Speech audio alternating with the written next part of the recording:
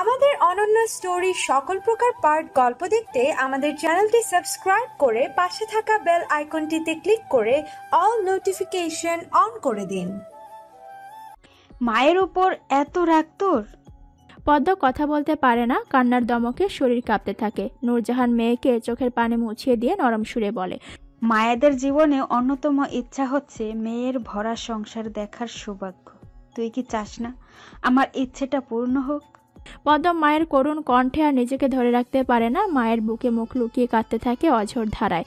নূরজাহান মেয়ের কপালে চুমু খায়, নিজেকে ধাতস্থ করে বলে, আব্বা মা যে শিক্ষা দিছে এইটা সারা জীবন মনে রাখবি। স্বামীকে মান্য করতে শিখবি, কখনো উচ্চ গলায় কথা কইবি না। তার সাথে সংসার জীবনে অনেক ভুল ত্রুটি হইব, নিজের ভুল ত্রুটিগুলো স্বীকার করবি নির্দ্বিধায়। এতে যদি কথা শুনতে হয় শুই না যাবি চুপচাপ, তাও কোনোদিন মিথ্যার আশ্রয় নেবি না। অন্যায়কে ন্যায় করবি, কিন্তু ন্যায়কে অন্যায় করবি না। পদ্ম চুপ করে মায়ের উপদেশগুলো শুনতে থাকে। সানজিদের পুপি আমরিনা রাহনুমা চৌধুরীকে হাসি মুখে বলে, তোমার নাতি দেখে খাঁটি সোনার খোঁজ পেয়েছে আম্মা। ওর শরীরে শুধু ভাইয়ার রক্তই বইছে, কিন্তু তার বাহিরে গড়ে উঠেছে সম্পূর্ণ ভিন্ন ধাতুতে। উঁচু মন মানসিকতার পরিচয় ওর কাজেই মেলে। রাহনুমা চৌধুরী সন্তুষ্ট চিত্তে হাসতেই আমরিনা আবদারের সুরে বলে, আম্মা, আমার বেখেয়ালি ছেলেটার জন্য পদ্মলতার মতো একটা মেয়ে খুঁজে দিও না। রাহনুমা চৌধুরী মেয়ের কথায় এক পলক চারুলতার পানে চেয়ে উত্তর দেয়, সময় হইলে আর একটা খাঁটি সোনা খোঁজ মিলব, ধৈর্য ধরো। চারুলতার সামনে এসে পদ্ম নিজেকে পরিবর্তন করে নেয়, বুকের মধ্যে দলা পাকানো কষ্টগুলো নিমজ্জিত করে বলে, লোকে যেন না ভাবে ব্যাপারী বাড়ি এখন দুর্বল ভঙ্গুর, যা ইচ্ছা যেমন ইচ্ছা অত্যাচার করা যাবে। তোর দায়িত্ব এই সংসার ঠিক রাখা। আব্বার মায়ের সংসারের প্রতিটা জিনিস আমাগো দুই বোনের কাছে আমানত স্বরূপ।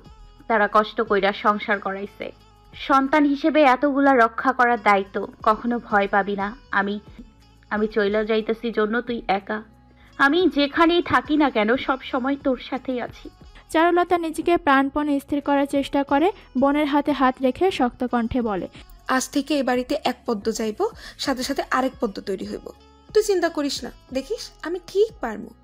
দুই বোনের কথার মধ্যে সানজিদ আর পা বাড়ায় না, নূরজাহান বেগমের কাছে গিয়ে শীতল কণ্ঠে বলে। নূরজাহান বেগম মৃদু হেসে জবাব দেয়, আপনি আমাকে ছেলের মতো ভাবতে পারবেন? যেদিন থেকে পদ্মরে তোমার হাতে তুইলা দিছি সেই দিন থেকেই মানি। আমার হয়তো কপাল ভালো, জন্য স্বামীর পর তোমার মতো মেয়ে জামাই পাইছি। সানজিদ সন্তুষ্ট চিত্তে জবাব দেয়, ছেলে হিসেবে আমি আপনার ঋণ পরিশোধ করতে পারবো না ঠিক, কিন্তু কখনো এটা বুঝতে দিব না আপনি একা বা চারুলতার মাথার উপরে কেউ নাই। ওর পড়াশোনা সহ সমস্ত কিছুর দায় দায়িত্ব আমার। আজ থেকে আমার একটা পরিবার তৈরি হলো এখানে। নূরজাহানের চোখে জল আসলেও তা আটকায়। আমার পদ্ম একটু দুরন্ত স্বভাবের মাইয়া, ওরে তুমি একটু বুঝে নিও বাবা। শহরে গিয়া প্রথমে ওর একটু সবকিছু বুঝে নিতে অসুবিধা হইব। সানজিদ আলতো হেসে জবাব দেয়, আচ্ছা, ওকে যদি আমি বুঝতেই না দেই, গ্রাম আর শহরের তফাৎ হবে তো? নূরজাহান আর কোনো কথা বলতে পারে না, চোখের পাতা ফেলে ওপরওয়ালার কাছে কৃতজ্ঞতা প্রকাশ করেন। রিনুর থেকে বিদায় নিয়েই পদ্ম কুড়িকে খুঁজতে ব্যস্ত হয়ে পড়ে। সেই যে ফুলবানুর সাথে কথা শেষ করে পদ্ম ঘরে এসে দেখলো লাল দোপাট্টাটা মাটিতে পড়ে আছে, কিন্তু কুড়ি নেই। এদিক সেদিক খুঁজে ভাবে হয়তো বর দেখতে ছুটছে। তারপর বিয়ের ব্যস্ততা আর চোখে পড়েনি। পদ্ম আর মনে ভাবতে থাকে গেল কোথায় মেয়ে। রিনু নিজেও অবাক হয় কুড়ির সন্ধান না পেয়ে, কিন্তু সময় তো কারোর জন্য দাঁড়ায় না। রাত বাড়তে থাকায় কুড়ির দেখা না পেয়ে বিদায়ের জন্য তৈরি হতে হয় পদ্মকে। রিনুর হাত শক্ত করে ধরে পদ্ম গাড়িতে উঠে পড়ে, কান্না মিশ্রিত স্বরে বলে, কুড়িকে বলিস আমার সাথে দেখা না করে ও কোনো জায়গায় চলে গিয়েছিল। আমি যখন আসবো ওর সাথে কোনো কথা বলবো না, দেখিস গাঙ্গের পানিতে 100 ডুবিয়ে তবেই মিলবে। রিনু কান্না ভেজা চোখে হেসে ফেলে, মাথা নাড়িয়ে সায় জানায় সখীর এই দুষ্ট মিষ্টি অভিমানী কথা। অবশেষে অপেক্ষার পালা শেষে গাড়ি চলতে শুরু করে আপন গতিতে। জন্মস্থানের মায়া ত্যাগ করে প্রকৃতির সাথে বন্ধন ছিন্ন করে পদ্ম চলে যায় স্বামীর ঘরে। পেছনে ফেলে চলে যায় সেই নবগ্রাম, যা ছিল তার প্রাণের চেয়েও প্রিয়। গাড়ি আধা পাকা সড়কে উঠতেই পদ্ম মাথা রাখে জানালায়। কান্নার কারণে চোখ দুটো তার ভীষণ জ্বলছে। জানালার কাছে মাথা রাখতেই দেখতে পায় সুখীবুর মতো অবায়ব। সঙ্গে সঙ্গে উঠে বসে দেখে সত্যি সত্যি সুখীবু আর মাঝি দাঁড়িয়ে। জানালা গলিয়ে পদ্ম চিৎকার দিয়ে ওঠে, সুখীবু। সুখী হাত দিয়ে চোখের পানি মুছতে মুছতে উচ্চস্বরে বলে, ভালো থাকিস পদ্ম।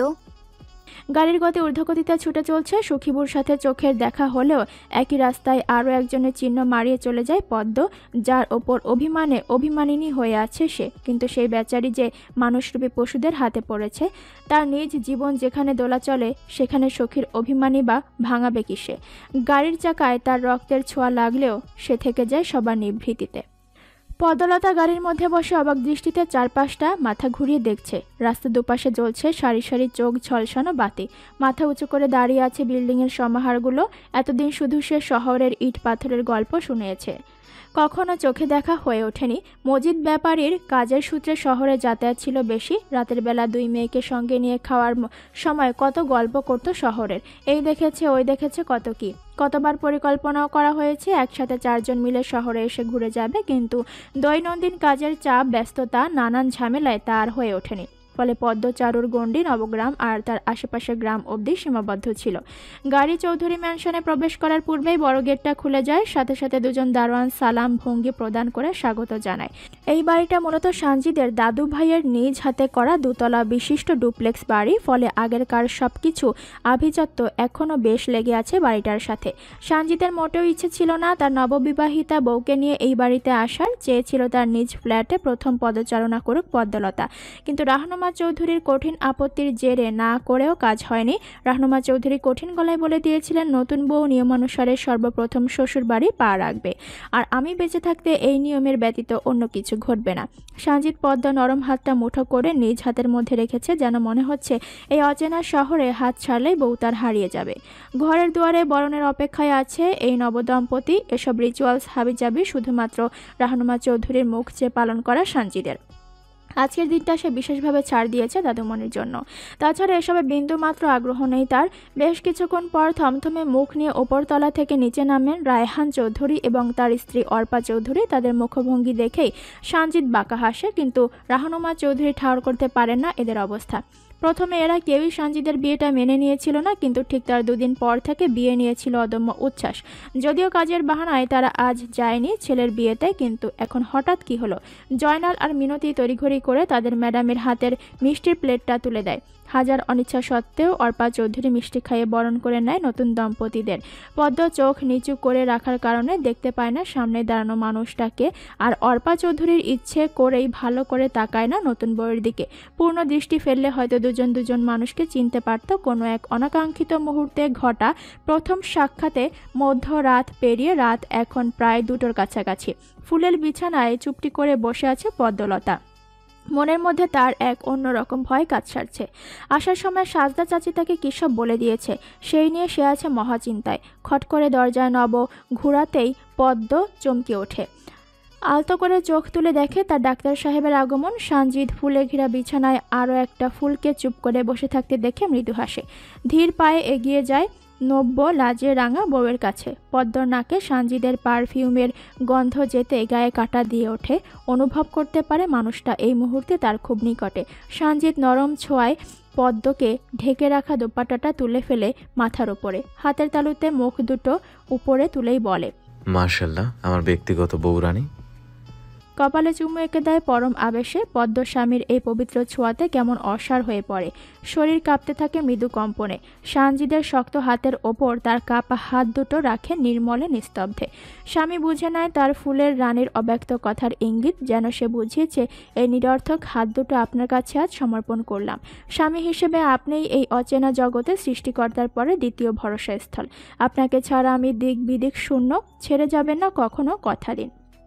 সানজিদ কিছুক্ষণ চুপ থেকে শীতল কণ্ঠে পদ্মর চোখে চোখ রেখে অব্যক্ত কথাগুলোর জবাব দেয়, আমি নিয়ম করে ভালোবাসি কথাটা হয়তো সবসময় বলতে পারবো না তোমাকে। স্ত্রী হিসেবে বরং তোমাকে বুঝে নিতে হবে আমার সমস্ত কাজকে, বিশ্বাসের মূল্য এবং আমার আস্থায় স্বস্তি সৃষ্টি, এই দুটোকে আমি সমানভাবে মূল্যায়ন করি। কথা দিচ্ছি এই হাত শেষ নিঃশ্বাস পর্যন্ত অনড় থাকবে আমাদের বিশ্বাস এবং ভালোবাসায়। সঞ্জিতের এমন গভীর আশ্বাস এবং ভালোবাসার আকুলতা দেখে পদ্মর শুকনো ঠোঁটে ফোটে স্বচ্ছ হাসি। এখন তো আমাকে ঋণ শোধ করতে হবে ম্যাডাম। পদ্ম বুঝতে পারে না সঞ্জিত হঠাৎ কিসের কথা বলছে, ধীর কণ্ঠে জিজ্ঞেস করে, কিসের ঋণ? সঞ্জিত বিছানা ছেড়ে উঠে পাঞ্জাবি পকেটে হাত রেখে বলে, আমার স্ত্রীকে বৈধতার পূর্ণাঙ্গ রূপ দিতে মোহরানা পরিশোধ করতে হবে আগে। পদ্ম নিষ্পলক চেয়ে থাকে স্বামীর পানে। ভেবে পায় না একটা মানুষ কি করে এতটা সর্বগুণে গুণান্বিত হতে পারে। সব দিকে যেন তার সমান নজর। পকেট থেকে দুটো জুয়েলারি বক্স বের করে নেয় সঞ্জিত। সোনালি রঙের মোড়কে বাঁধা বাক্সটা খুলে পদ্ম ফুলের ন্যায় কারুকাজে খচিত লকেটটা বের করে পদ্মলতার গলায় পরিয়ে দেয়। এরপরে একই পদ্ম ফুলে নকশা করা দুটো ইয়াররিংস পদ্মর হাতে দিয়ে ধীর কণ্ঠে বলে, ফুলকে ফুলের সাজেই মানায় বেশি। পছন্দ হয়েছে বউ? পদ্ম কোনো কথা বলতে পারে না স্বামীর এহেন কাণ্ডে। অস্ফুট স্বরে আওড়ায়, আপনি এসব কি করেছেন? সঞ্জিত সাথে কিছু নগদ টাকা পদ্মর হাতে দিয়ে বলে, মোহরানা শোধ করলাম, এটা আমার ফরজ কাজ ছিল। পদ্ম নির্নিমেষ কণ্ঠে বলে, কিন্তু এত কিছুর তো দরকার ছিল না। সঞ্জিত আলতো হেসে পদ্মর কোলে মাথা রেখে শুয়ে পড়ে।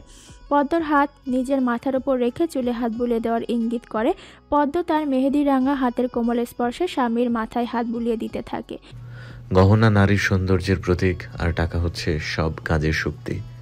যে কোনো কাজে দুটোরই প্রয়োজন অনস্বীকার্য। তোমার যে কোনো প্রয়োজনে বা যে কোনো কাজে তুমি নির্দ্বিধায় ইউজ করতে পারবে, আর এর জন্য আমি কোনো জবাবদিহিতা চাই না। পদ্মলতার বারে বারে মনে হতে থাকে সে তার মায়ের মতোই সৌভাগ্যবতী স্বামী পেয়ে। নূরজাহান বেগম যেমন আজও স্বামীর কথা এক সেকেন্ডের জন্য ভুলতে পারেন না, ঠিক তেমনি পদ্ম বুঝতে পারে এই মানুষটাকে ছাড়াও সে অন্য কিছু ভাবতে পারবে না কখনো। মেয়েদের কপালে ভালো স্বামী পাওয়া মানে দুনিয়াতে সংসার জীবনে সার্থকতা লাভ করা।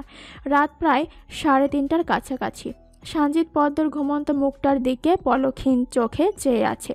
কি নিখুঁত তার রূপরেখা, যেন রাতের আকাশে জ্বলজ্বল করা ছোট্ট তারাকে নিজ ঘরে এনে রেখেছে। পদ্মকে সে নিজ ইচ্ছামতো সময় দিয়েছে। এখনই স্বামী অধিকার ফলানোর কোনো প্রয়োজন অনুভব করে না সঞ্জিত। ফিজিক্যালি মেন্টালি দুটোই প্রপার গ্রোথ হওয়ার জন্য কিছুটা সময় দরকার পদ্মর। হঠাৎ ফোনের ভাইব্রেটে সঞ্জিতের ধ্যান ভাঙে। ফোনের স্ক্রিনে তাকিয়ে দেখে অপরিচিত কেউ একজন কল করেছে। পদ্মর দিকে এক নজর চেয়ে সে ধীর পায়ে উঠে যায় বেলকনির দিকে। ফোন রিসিভ করে একদম ধীর কণ্ঠে বলে, বলো। এক্সট্রিমলি সরি স্যার, এই সময় ফোন দেওয়ার জন্য। আমার কোনো ইন্টেনশনই ছিল না এই সময় আপনাকে ফোন দেওয়ার। সঞ্জিত চোয়াল শক্ত করে বলে, I don't need any courtesy, direct কাজের কথা এসো। ফোনের অপর পাশের ব্যক্তি সময় ব্যয় না করে বলে, স্যার ওরা স্বীকার করেছে এবং আপনার ধারণাই সঠিক, কিন্তু এখানে ওদের রাখাটাও রিস্ক হয়ে পড়েছে, বিশেষ করে লিজা নামের মেয়েটিকে। সঞ্জিত এক মুহূর্তে কিছু একটা ভেবে উত্তর দেয়, ওকে, আমি একটা লোকেশন ইমেল করে পাঠাচ্ছি তোমাকে। ওদের সব কয়টাকে ওখানেই রেখে এসো আপাতত। কাল সকালে আমি আসছি। জি thanks sir, and again sorry sir আপনার জীবনের বিশেষ একটা রাতে এভাবে আপনাকে ডিসকানেক্টেড করার জন্য। সঞ্জিত কপালের ভাঁজ ফুটিয়ে দাঁতে দাঁত চেপে বলে, আমার বাসর রাত নিয়ে তোমাকে এত চিন্তা করতে হবে না। বিয়ের পরে প্রতিদিনই বাসর রাত। তোমার কাজটা তুমি মন দিয়ে করো। কল কেটে দিয়ে দীর্ঘশ্বাস ফেলে সঞ্জিত। বেলকনি থেকে মুখ ঘুরিয়ে পদ্মর দিকে একবার পরখ করে নেয়। সব ঠিকঠাক, বউ তার আরামেই ঘুমাচ্ছে। অতবার ফোনে কিছু একটা চেক করে, ইমেলের মাধ্যমে পাঠিয়ে দেয় লোকেশন। দগ্ধ আগুনের মতো টকবগিয়ে ফুটছে সেলিম। মাথার চুল টেনে বিভৎসভাবে চিৎকার করে উঠছে ক্ষণে ক্ষণে। তার এই ভয়ঙ্কর রূপ দেখে রতন সহ দলের বাকি ছোকরাগুলো গলা শুকিয়ে আসার জোগাড়। এত বড় ভুল কি করে হলো?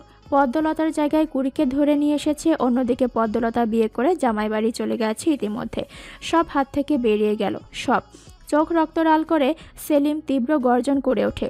রতনের শার্টের কলার ধরে টেনে আনে। জানোয়ারের বাচ্চা, তোর চোখ আমি তুইলা নিমু। কারে তুইলে আনছস বুঝছ নাই? এ পাল্টার দিয়ে এখন আমি কি করবো? ওস্তাদ, আপনারা তো সাথে আনছিলেন। সেলিম রতনকে ধাক্কা দিয়ে মাটিতে ফেলে, অশ্রাব্য গালি দিয়ে বলে ওঠে, আর আমি সামনে থাকলে কি এই ভুল করতাম নাকি? ঠিক পথ ধরেই তুইলা আনতাম। যা ওই সেমরিরে ছাইরা দেখা। রতন মাটি থেকে উঠে শার্টের কলার ঝাড়তে ঝাড়তে লোভাতুর দৃষ্টিতে বলে, ওস্তাদ, বিনে পয়সায় খাজা খাওয়ার স্বাদ নিয়া ছাড়বেন না। রতনের কথায় সেলিম ভ্রু বাঁকিয়ে চায়, ওস্তাদ, ভুল হইয়া হেইডা পইরেও ঠিক করন যাইব। চলেন আজ একটু ভাই ব্রাদারদের লগে মিলা মজা লই। সেলিম মুখ কুচকিয়ে বলে। শালা ভালো হইবি না তুই? পাকা মেঝেতে শক্ত দড়ি দিয়ে বাঁধা অবস্থা নিস্তেজ ভঙ্গিতে পড়ে আছে কুড়ি। শক্ত দড়ির বন্ধন হাত পায়ে একদম গেঁথে পড়েছে। কাচের সব চুড়ি ভেঙে টুকরো টুকরো হয়ে গেছে আর কিছু ঢুকে পড়েছে তার হাতের মধ্যে। জ্বলন্ত আগুনের ন্যায় ফুটছে তার শরীরে। দড়ি খুল সেমরিট। সেলিমের আদেশ পেতেই দুজন যায় দড়ি খুলতে। দড়ি খোলা শেষ হলে মুখের কালো কাপড়টাও খুলে ফেলা হয়। মুখ থেকে কাপড় সরিয়ে ফেলার দরুন এতক্ষণে প্রাণ ভরে শ্বাস নিতে পারে। পাঁজরখানা স্থির হয় কুড়ির। সেলিম সামনে হাঁটু গেড়ে বসে জোরালো হাত দিয়ে কুড়ির মুখ উপরে তোলে। না, এটাও কম যায় না, সুইলবো ভালোই। রতন ওস্তাদের আশকারা পেয়ে যেন বাঁধ ভাঙা খুশির জোয়ারে ভাসতে থাকে। কইলাম না ওস্তাদ, ঝাক্কাস আছে। সেলিম বিশ্রী হাসি হেসে অস্বাভাবিকভাবে শরীরে হাত রাখতেই ছিটকে দূরে চলে যায় কুড়ি। গায়ের জুড়ে সব একই প্রোডাক্ট। তোর সখীরে না পাইয়া আমার মন ছটফটাইয়া মরতেছে, তাই সখীর আয়স এখন তোরই পূরণ করুন লাগবো।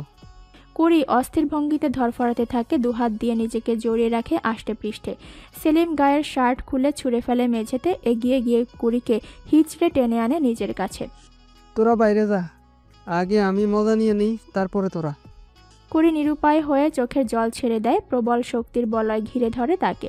ছোট্ট নাজুক দেহে হামলে পড়ে নরপশুটা। প্রবল লালসায় মত্ত হতে থাকে ধীরে ধীরে। অমানসিক নির্যাতনে ভঙ্গুর হয়ে পড়ে কুড়ি। চোখের সামনে তার মায়ের মুখখানা ভাসতে থাকে।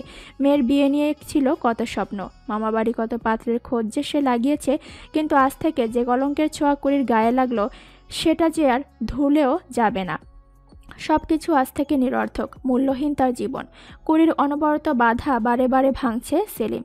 বিকৃত ভাষায় গালি দিয়ে চালিয়ে যায় নির্বিচারে অত্যাচার। সহ্যসীমা পেরিয়ে আসে কুড়ির। উপায়ন্তর না পেয়ে সেলিমের হাতে আখ ছোলার মতো দাঁত বসিয়ে দেয়। শক্ত কামড়ে সেলিম ঠোঁট মুখ কুঁচকে ফেলে। একটুখানি ছাড়া পেতেই বুকের ওপর শক্ত কিল বসিয়ে উঠে পড়ে কুড়ির। সাথে সাথে শরীর টলে ওঠে তার। ছোকরাগুলোর মেঝেতে ফেলে রাখা দা তাক করে ধরে কুড়ি সেলিমের দিকে। চোখ মুখ তার বিধ্বস্ত বিভ্রান্ত। এক নরকীয় অত্যাচারে দগ্ধ হলেও শেষ রক্ষার্থে এগিয়ে যায় সে সেলিমের দিকে। সোজা দরজা খুইলা সইরা যাবি সেলিমের বাচ্চা, নাইলে এক কোপে মাথা নামাই দিমু। উদ্ভ্রান্তের ন্যায় উস্কো খুস্কো চুল আর ভেজা চোখে কুড়ি নিজেকে অগ্নিমূর্তিতে পরিণত করে। সেলিম কোনো মতে দাঁড়িয়ে মুখ চোয়াল শক্ত করে বলে, সব শালি দেখি একই রকম।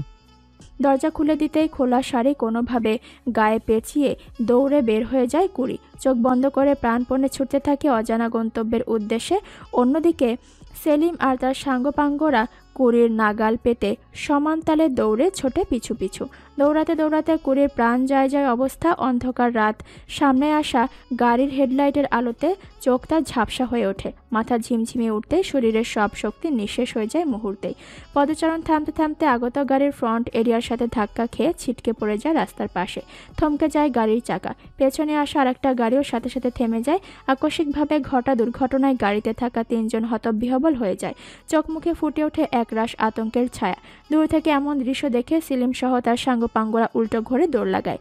যে ধাক্কা লেগেছে এতে বেঁচে থাকার কোনো সম্ভাবনা নেই, উল্টো মার্ডার কেসে ফেসে যাবে তারা। তোহিত, টর্চটা নিয়ে এসো তো ফার্স্ট। শিট, মারাত্মকভাবে অ্যাক্সিডেন্ট হয়েছে। টর্চের আলোতে কুড়িকে একপাশে ঘোরাতেই 3 জন চোখ বন্ধ করে ফেলে একসাথে। পুরো শরীর ইনজুর্ড, মাথা ফেটে রক্তের স্রোতে ভাসছে। তৌহিদ কুড়ির নাকে শ্বাস প্রশ্বাস আর হাতের কবজিতে রক্ত সঞ্চালন সবকিছু পরখ করে নিয়ে বলে ওঠে, শি ইজ স্টিল অ্যালাইভ, হসপিটালে নিতে হবে, কুইক।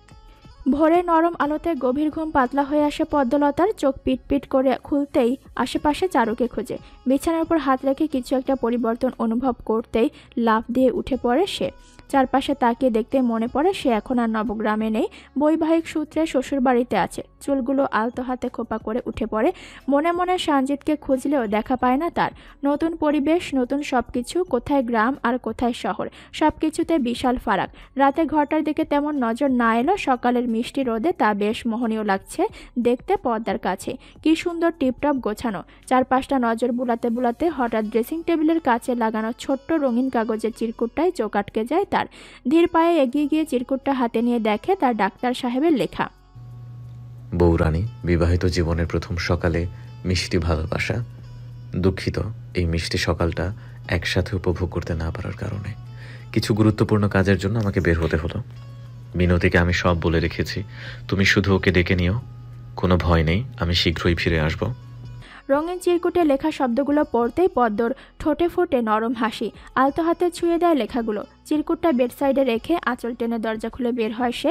মনের মধ্যে কিছু অজানা ভয় থাকলেও মিনতির ডাকে তা ভেঙে যায়। ছোট ম্যাডাম, আপনি ঘুম থেকে উঠছেন? আসেন আমার সাথে, ছোট সাহেব আমারে সব কইয়া গেছে। ছোট ম্যাডাম ডাকটা শুনে পদ্মর কাছে লজ্জা লাগে বেশ। এসব ডাকে সে শুধু তার স্বামীর কাছে অভ্যস্ত। আপনি আমার বয়সে বড়, আমাকে নাম ধরেই ডাকতে পারেন। মিনতি পদ্মর দিকে তাকিয়ে হেসে বলে, ছোট হোক আর বড় হোক, নাম ধইরা ডাকনের নিয়ম নাই আমাকে। এ বাড়ির ছোট সাহেবের বউ আপনি। পদ্ম জিজ্ঞাসু দৃষ্টিতে তাকিয়ে বলে, কেন, ডাকলে কি হবে? মিনতি পদ্মর এমন মুখভঙ্গি দেখে বলে, আপনি এ বাড়িতে নতুন, তাই জানেন না ম্যাডাম, সময় হইলে সব বুঝা যাবেন। পদ্ম মিনতির কথায় বুঝ না মেনে ফের বলে ওঠে, আমি আপনার মেয়ের বয়সী। মেয়েকে মায়েরা এসব ডাকে সম্বোধন করে না, অনুরোধ করছি আপনাকে। মিনতি পদ্মর নাচরবান্দা রূপ দেখে অবাক হয়ে যায়। এ বাড়িতে জীবনের অর্ধেক সময় হলো কাজ করে আসছে সে। এরকম করে কেউ কোনোদিন তাকে আপন ভেবে আদেশ করেনি কিছুতে। আচ্ছা, আমি তোমারে ছোট বউ কইয়া ডাকুম, খুশি? পদ্মর উদ্দেশ্য সফল হতে বিজয়ের হাসি হাসে, মাথা নেড়ে সায় জানায় তাতে। মিনতি যেন হাঁপ ছেড়ে বাঁচে ছোট বউয়ের কাণ্ডে। ফ্রেশ হয়ে গাঢ় সবুজ রঙের শাড়ি পরে নিচে নামে পদ্মলতা, সাথে তার মিনতি। ব্রেকফাস্ট টেবিলে রাহনুমা চৌধুরী বসে পড়লেও পদ্মকে নামা দেখে উঠে হাসি মুখে এগিয়ে যায় সেদিকে। লাগবো সব ঠিকঠাক। পদ্ম লাজুক মুখে মাথা নিচু করে জবাব দেয়, জি দাদিমণি। পদ্মর মুখে দাদিমণি ডাক শুনে রাহনুমা চৌধুরী চওড়া হেসে বলে ওঠেন, যাক, প্রথম কাজটা সফল। নাত বউ হিসাবে তোমাকে আর শিখাইতে হইব না দাদিমণি ডোলে ডাকতে। আমার লক্ষ্মী নাত বউ, এসো। এত বড় ডাইনিং টেবিলে খাবারের অভাব না হলেও বিস্তর মানুষের অভাব। পদ্ম বেশ অবাক হয় এমনটা দেখে। সব চেয়ার ফাঁকা, শুধুমাত্র রাহনুমা চৌধুরী বাদে। রাহনুমা চৌধুরী পদ্মার মনোভাব দেখে বুঝতে পারেন বিষয়টা। মৃদু হেসে নিজে থেকেই বলে ওঠে, কারো সময় নেই একসাথে খাবার খাওয়ার। এই বাড়িতে যার যখন সময় হবে নিজে নিজেই খাবার খাবে। বৌমা তো বেশিরভাগ তার রুমেই বইসা ব্রেকফাস্ট করে। তোমার শ্বশুর সে তো তার কাজ নিয়েই ব্যস্ত। বাকি রইল তোমার স্বামী, দেখতেই পাচ্ছ তার কাজে কত তারা। আমি বুড়ি মানুষ, একা একাই সব করি, আমার জন্য কারো সময় নাই। পদ্ম রাহনুমা চৌধুরীর আক্ষেপ মেশানো কথায় ব্যথিত হয়। এই তো চোখের সামনে দেখতে পাচ্ছে শহরে মানুষের যান্ত্রিক জীবন, অথচ গ্রামে তারা সবসময় চারজন একসাথে খাবার খেত। এত বাহারি পদ না থাকলেও একসাথে ভর্তা ভাত খেতেই কত তৃপ্তি, কিন্তু এরা সেটা পায় না। পদ্ম দীর্ঘশ্বাস ফেলে রাহনুমা চৌধুরীকে জড়িয়ে ধরে। এখন থেকে আমি আপনার সখী হব দাদিমণি, আপনাকে একা একা ভাবতেই দিব না। রাহনুমা চৌধুরী সন্তুষ্টের হাসি হেসে জবাব দেয়, সখী আমি ঠিকই পেয়েছি গো নাত বউ, কিন্তু তোমার স্বামী দুদিন পরেই টোপলা বেঁধে তোমায় নিয়ে তার নিজের রাস্তা নাই গেল বলে। সঞ্জিত চৌধুরী, নিজেকে এত ক্লেভার ভাবা বাদ দাও। দাবার দান চালতে শুধু তুমিই পারো, আমরা পারি না। বিশাল হলরুমের মধ্যে দুটা সোফাতে মুখোমুখি বসে আছে লিজা সহ তার 3টা ছেলে ফ্রেন্ড। অপর পাশে পায়ের ওপর পা তুলে নবাবী কায়দায় বসে হাতের আঙুলে গাড়ির চাবি ঘোরাচ্ছে সঞ্জিত। চোখে তার তীক্ষ্ণতা রেশ থাকলেও মুখায়ব বেশ শান্ত আছে। আমি তোমাকে দেখে ধারণা করেছিলাম তুমি হয়তো বোকাশোকা বড়লোক বাপের আদরের মেয়ে, যে নিজের ঘটে কোনো বুদ্ধি না থাকলেও টাকা দিয়ে বুদ্ধি কিনে চলে। বিশেষ করে ফুপিমনির কথায় উঠবস করে। এখন তো দেখছি উল্টো, আমাকে ফাঁসানোর মতো দুঃসাহস করে ফেলেছ। কার কথায় করেছ?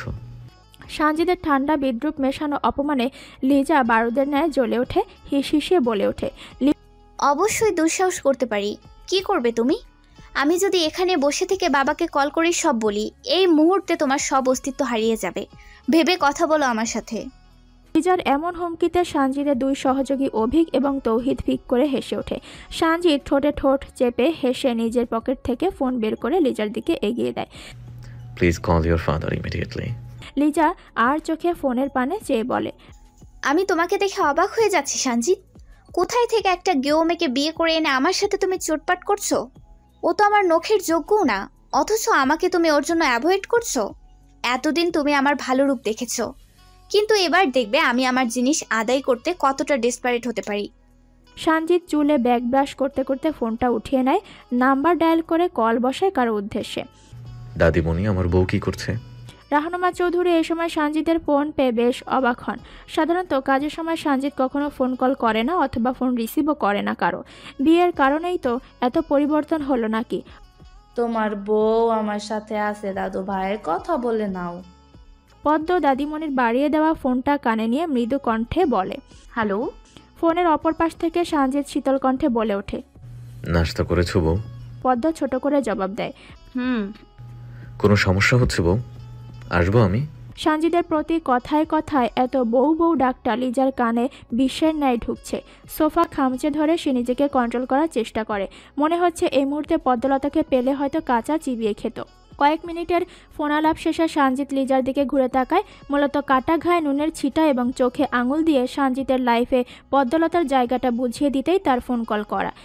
লিসেন লিজা, যদি আমাকে ফাঁসাতে আমি তোমাকে আমার আসল রূপ দেখিয়ে দিতাম, আনফর্চুনেটলি সেটা যেহেতু হয়নি, তাই তোমাকে সহ এই ব্রয়লারগুলোকে ছেড়ে দিচ্ছি। নেক্সটে ভালো প্ল্যান, ভালো কারিগর নিয়ে আমার সাথে লাগতে এসো। লিজা অগ্নিদৃষ্টিতে বাঁকা হেসে বলে, ওকে, রেডি থেকো মাই বয়। সঞ্জিত হাতের ইশারায় দরজার দিকে তাক করে বলে, most welcome, see you soon. Abhik, কালকে রাখতে আমি লোকেশন সেন্ড করার 1.5 ঘন্টা পরে তোমরা পৌঁছেছ। এত সময় তো লাগার কথা না। কি হয়েছিল সোজাসুজি বলো। অভিক অসহায় দৃষ্টিতে তৌহিদের দিকে তাকায়। আজ পর্যন্ত এই লৌহ মানবের কাছ থেকে কিছুই লুকিয়ে পার পায়নি তারা। কেমন করে সব ধরে ফেলে। কাজের প্রতি এত কনসার্ন হলে হয়। অভিক নিজেকে স্থির করে নমনীয় সুরে বলে, আসলে স্যার, কালকে একটা দুর্ঘটনা ঘটে গেছে। আমরা যখন কালকে রাতে আপনার দেওয়া লোকেশনে আসছিলাম, ঠিক তখন রায়বাজার মোড়ে আচমকা একটা মেয়ে এসে আমার গাড়ির সাথে ধাক্কা খেয়ে জ্ঞান হারায়। প্রাথমিক অবস্থাতেই বোঝা যায় মেয়েটার অবস্থা খুব সিরিয়াস। পরে তাকে হসপিটালাইজড করতে করতে বেশ সময় লেগে যায়। সঞ্জিত সবটা শুনে গম্ভীর কণ্ঠে শুধায়, এত কিছু হয়ে গেল, আমাকে জানালে না কেন? অভিক কাচুমাচু ভঙ্গিতে বলে, স্যার, কালকে আপনার জীবনে একটা বিশেষ রাত ছিল। বারে বারে এমন ডিস্টার্ব করাটা। সঞ্জিত চোখে বন্ধ করে দীর্ঘ নিঃশ্বাস ফেলে বলে, বাসর রাতে নিয়মের ব্যত্যয় ঘটা কি সম্ভব না? অভিক আর কোনো কথা বলতে পারে না। তার স্যারের না হয় লজ্জা নেই, কিন্তু তার তো আছে। গাড়ি বের করো হসপিটালের উদ্দেশ্যে। থানায় বিষয়টা যাওয়ার আগে আমাদের আগে দেখতে হবে। বিশিষ্ট গাইনোকোলজিস্ট এবং সার্জারি বিশেষজ্ঞ শারমিন সুলতানার সাথে প্রায় 10 মিনিটের মতো আলাপচারিতা শেষে সঞ্জিত পা বাড়ায় পেশেন্টকে দেখতে। শারমিন সুলতানা কপালে ভাঁজ ফুটিয়ে বলেন, এটা একটা রিপোর্ট কেস সঞ্জিত। সঞ্জিত পা থামিয়ে তাকাতে শারমিন সুলতানা মাথা নাড়িয়ে বলেন, yes, the young lady is report. Sanjit মুখে কিছু না বলে সরাসরি কেবিনের উদ্দেশ্যে হাঁটা দেয়। দরজা খুলতেই অনাকাঙ্ক্ষিত দৃশ্য দেখে সাথে সাথে চোখ বন্ধ করে ফেলে।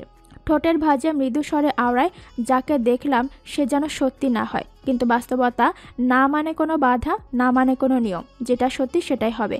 নবগ্রামের সদর হাসপাতালে জয়েনিং পরে সঞ্জিতের প্রথম পেশেন্ট ছিল কুড়ি। তীব্র জ্বর নিয়ে হয়েছিল ভর্তি হাসপাতালে। ঠিক সেই দিনের মতো আজও হাসপাতালে ভর্তি কুড়ি, কিন্তু রোগ ভিন্ন। কুড়ির মেডিকেল রিপোর্টে তার শরীরে একাধিক ক্ষত বিক্ষতের আঁচড় পাওয়া গেছে। তার উপরে এই গাড়ি অ্যাক্সিডেন্ট পুরো শরীরটাকে যেন থেতলে দিয়েছে।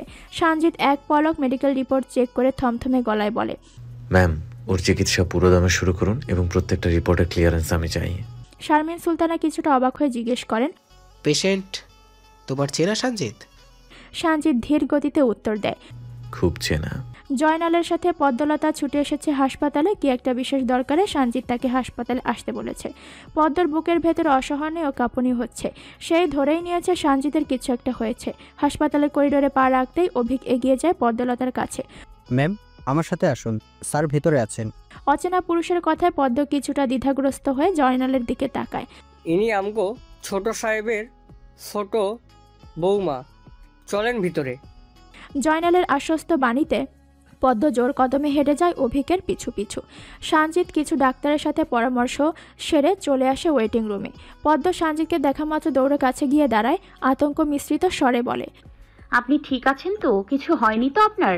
সঞ্জিত পদ্মর এমন তার প্রতি উৎকণ্ঠা দেখে নরম হাসে। কিচ্ছু হয়নি আমার, ঠিক আছে। তাহলে এখানে কেন আসতে বললেন? সঞ্জিত পদ্মর হাত ধরে টেনে সোফায় বসায়।